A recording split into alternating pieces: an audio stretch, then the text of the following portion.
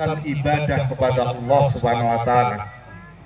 Sebagaimana takbir, tahmid dan tahlil yang kita kumandangkan sebagai rasa syukur kita kepada Allah Subhanahu wa taala, kita telah diberi hari kemenangan yaitu Idul Fitri, dan kita menghadiri undangannya Allah Subhanahu wa taala untuk melaksanakan salah satu kesunah muakkatannya yaitu sholat Idul Fitri. Ini adalah bentuk kesyukuran kita atas nikmat yang telah diberikan oleh Allah Subhanahu wa taala, yaitu adanya kesehatan, adanya afiat, adanya iman dan Islam di dalam diri kita. Yang iman dan Islam itu adalah merupakan kenikmatan yang paling tinggi dan paling besar di hadapan Allah Subhanahu wa taala, yaitu nikmatnya hidayah di dalam diri kita.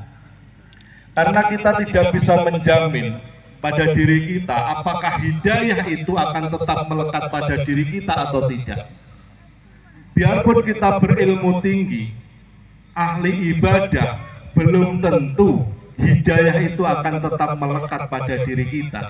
Karena Bal'am bin Bawrah itu adalah seorang ulama besar, seorang ahli ibadah, bahkan doanya mustajab, tetapi harus mati dalam keadaan su'ul khatimah. Dia terbuai bujuk rayunya Fir'aun dan memusuhi Nabi Musa. Maka kurang apa kecerdasannya Bal'am bin Bawrah pada masa itu, tetapi ternyata hidayah itu tidak melekat padanya. Maka kita sehari semalam diminta oleh Allah Subhanahu wa taala untuk selalu berdoa mengharap hidayah itu melekat pada diri kita, yaitu dengan ihdinas siratal mustaqim. Ya Allah, tunjukkanlah aku jalan yang lurus. Jalan yang lurus itu adalah jalan hidayah. Hidayah itu adalah dinul Islam. Maka kita patut bersyukur kehadirat Allah Subhanahu wa taala sampai hari ini kita masih memegang teguh Islam itu, dan kita berharap semoga Islam itu akan melekat pada diri kita sampai akhir hayat kita nanti.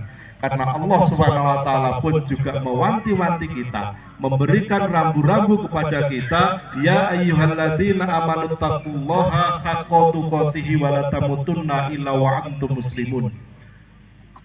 Wahai orang-orang yang beriman, bertakwalah kepada Allah Subhanahu wa taala dengan sebenar-benarnya bertakwa, dan jangan sekali-kali mati kecuali dalam keadaan Islam. Maka hidayah itu sangat penting untuk dapat mengesahkan apa yang menjadi ibadah kita selama di dunia untuk bisa diterima oleh Allah Subhanahu wa taala.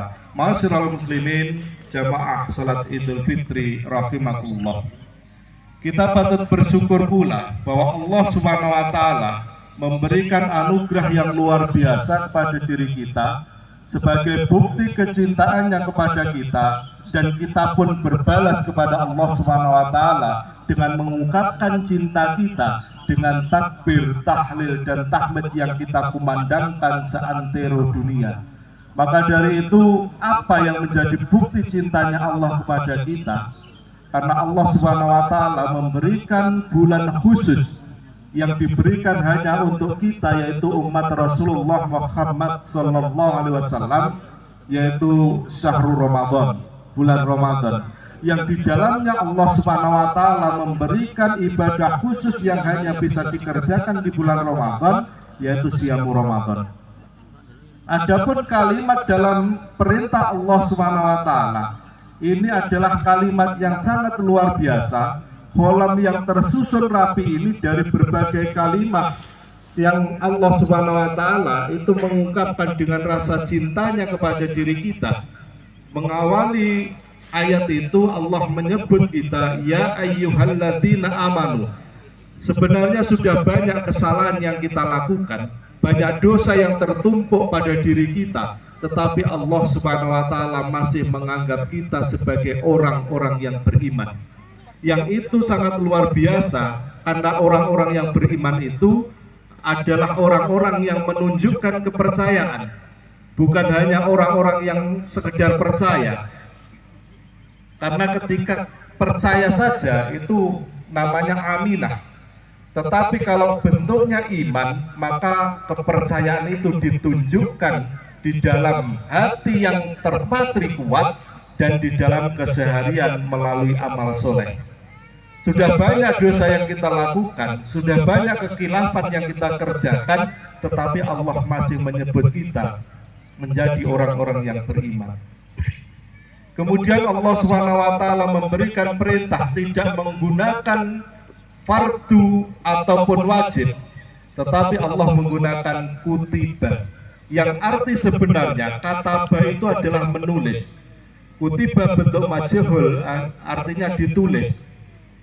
Kenapa kok menjadi diwajibkan? Karena ibadah siam Ramadan itu adalah ibadah khusus, maka tidak menggunakan fardu maupun wajib, tetapi Allah memilih kutiba untuk melekatkan ibadah siam Ramadan. Karena kutiba itu di dalam Al-Quran hanya dipakai untuk 4 hal. Pertama adalah siam, kemudian qisas, qital, dan wasiat. Dan siam Ramadan itu termasuk ibadah khusus, maka menggunakan kutiba, yang arti sebenarnya adalah menulis atau ditulis, tapi menjadi diwajibkan. Kalau kita melihat di dalam kitab Jami' al-Bayan fi Ta'wil Ayyu Al-Quran, Imam Tobari menjelaskan bahwa ketika kata-kata kutiba atau kataba itu disertai dengan huruf ala atau harfu ala, baik huruf itu tertulis ataupun tidak, maka arti yang sebenarnya menulis menjadi mewajibkan, arti yang sebenarnya ditulis menjadi diwajibkan.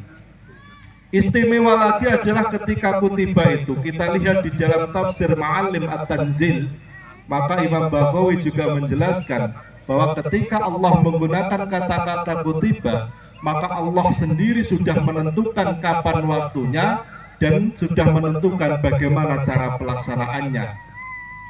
Ketika sholat itu diperintahkan, maka sholat itu kaifiatnya mengikuti Rasulullah SAW. Kapan waktunya juga mengikuti sabda Rasulullah SAW.